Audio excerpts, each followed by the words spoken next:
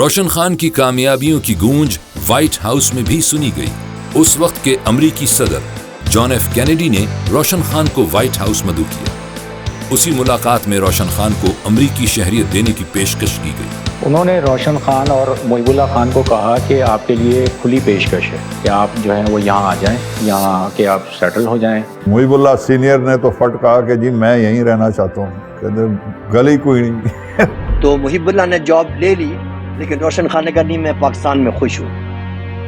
Squash کے یہ عظیم hero, جسے ٹریجک ہیرو کے نام سے بھی یاد کیا جاتا ہے، 6 جنوری سن 2006 میں کراچی میں انتقال کر گئے۔ He was a good player and he was a hero of Pakistan. Uncle Roshan, a fantastic player. We love him. We will always remember him. A great legend, pride of Pakistan and pride of our family.